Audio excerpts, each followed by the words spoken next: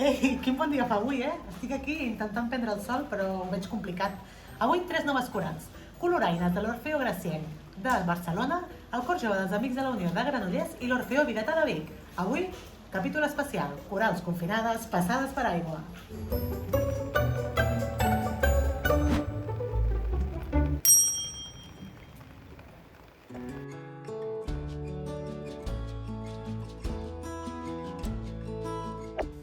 Doncs hi ha hagut algun cantaire afectat pel coronavirus i jo mateixa vaig estar també afectada durant un parell de setmanes i per sort ara tots ja estem bé i espero que així segueixi fins que acabi tot això.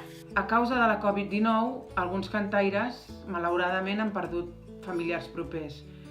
Com sempre hem procurat que les persones afectades sentissin l'escalf dels companys, encara que en aquest cas hagi estat en la distància. Doncs, evidentment, ens ha afectat a tots nivells. El fet de cantar en grup, de trobar-nos cada setmana per assajar, ja és en si una activitat social on el seu valor radica precisament en el fet de trobar-nos, veure'ns, escoltar-nos i establir aquesta comunicació musical, no? Cantaires i director i també els cantaires els uns amb els altres. Musicalment ens ha afectat aquest penom pel coronavirus perquè hem hagut de suspendre molts concerts. Tenim una temporada molt bonica programada, havíem de cantar llocs tan bonics com la Sagrada Família o el Monestir de Sant Cugat i no ha pogut ser. També tenim una estrena molt important al Teatre Auditori de Granollers, que ja tenim nova data i al novembre farem l'estrena. Aquest era un curs ple d'activitats i concerts. De fet, fins i tot estàvem un pèl preocupats per la feinada que se'ns venia a sobre. Per citar algunes activitats, aquest mes d'abril participàvem en l'acte de cloenda dels 10 anys de l'Atlàntida, cantant l'Oda Verdaguer de Salvador Brotons. I al maig estrenàvem un projecte que ens feia molta il·lusió, la Ruta Musical pel Barroc de Vic. En aquesta ruta es fusiona la música i l'arquitectura d'aquesta època a la nostra ciutat. Tenim la sort que tots els altres concerts també ens han dit que ens els reprogramaran, encara no sabem les dates, però en principi no són suspesos, sinó que són reprogramats i això és una mica l'esperança que ens queda, que el podrem fer en algun moment. Pel que fa a la vessant més social, al maig cantàvem a Girona Temps de Flors i volíem aprofitar per passar el dia tots plegats i gaudir de la ciutat. Després, al juny, per preparar altres compromisos musicals, teníem previst marxar un cap de setmana a una casa de colònies, una activitat que també tenia una finalitat lúdica i de cohesió social. I a nivell econòmic, l'entitat a la qual formem part, l'Orfeo Gracienc, també, d'una manera o altra, com tot, s'ha vist afectat. Que sortirà endavant amb l'esforç de tots i totes, segur, però el present és difícil i incert. Econòmicament, òbviament, també ens veurem afectats. Està clar que no podrem complir amb el pressupost per falta d'activitat. I això, evidentment, va relacionat amb l'economia, i és que si tot està parat, l'economia del cor, doncs també. Doncs des d'un principi hem vetllat per mantenir viva la flama del grup. Vam començar enviant cada setmana a l'hora d'assaig uns reptes musicals a les famílies, pensant en cada grup, uns reptes adequats a cada edat, perquè durant la setmana els cantaires els poguessin anar fent i ens ho enviaven.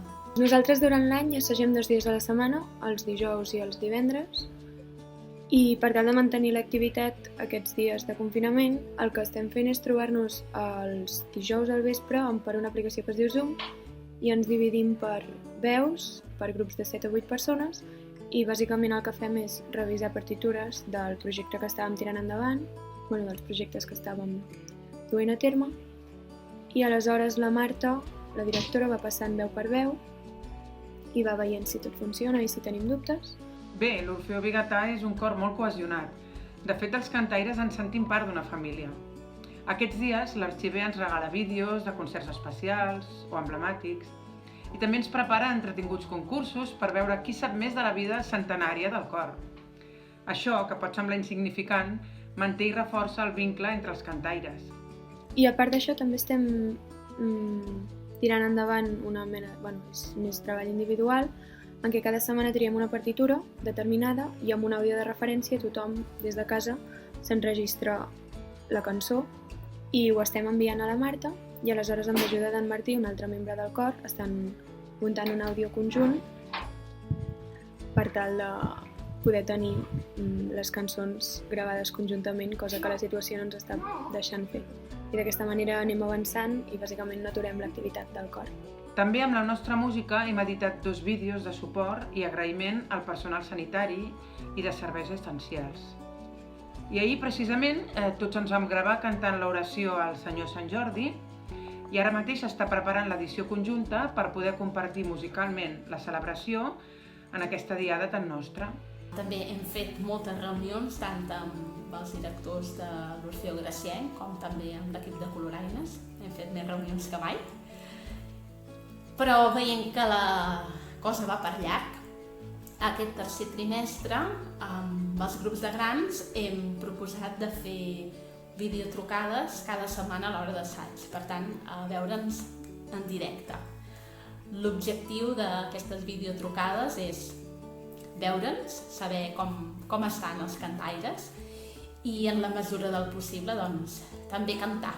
No oblidar que, tot i que estem tancats a casa, ens agrada cantar i ens agrada fer-ho en grup.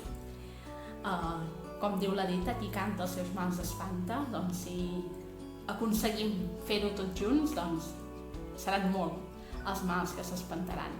Amb la Junta i el director ens hem anat reunint per tractar diferents aspectes i veure com encarem els assajos virtuals que començarem en breu. Per això el director està preparant aquests dies diferents gravacions i materials de suport. Doncs bona pregunta, que no et sé respondre. Crec que és una gran incertesa el que passarà. Contem que l'últim projecte que teníem per a aquest curs, que era el final de curs, no el podrem fer. Si més no el podrem fer així com el teníem previst, que era cantant tots junts a l'auditori de l'Orfeó Gracienc. Al Cor Jove Amics de la Unió tenim moltes ganes de tornar a arrencar la rutina i tornar a cantar tots junts. Però com que no sabem com podrà ser, us venim a explicar una mica els projectes que tenim. La nostra intenció és poder reprogramar bona part de les activitats que no hem pogut dur a terme, ja que ens ha portat moltes hores de dedicació i sobretot perquè estem convençuts que val la pena tirar-les endavant. Un d'ells és que farem Denominació d'Origen, que és un espectacle de música catalana a capella composta per Lluís Pérez, que farem en novembre al Teatre Auditori de Granollers. I llavors tenim 2 projectes en ment que són el Palau de la Música. Un d'ells és el Carmina Burana, que farem amb el Cor Jove de l'Orfeó i amb la Simfònica del Vallès al juliol i al setembre, que en tenim moltes ganes perquè ja ho hem fet i va ser una experiència molt guai. No sabem com seran els assajos, si haurem de respectar mesures de seguretat. Sigui com sigui, el que més desitgem és poder-nos retrobar a la sala d'assaig, veure'ns les cares sense pantalles pel mig. Suposo que no ens podrem abraçar, però de ben segur que serà molt, molt emotiu. I llavors tenim un projecte que ens fa molta il·lusió, que és que celebrarem els 25 anys de l'escola, també el Palau de la Música al maig, estrenant Masies de l'Alberguin Obert, que composa expressament per nosaltres, i la cantarem amb tots els cors de l'escola i amb l'Orquestra de Cambra de Granollers.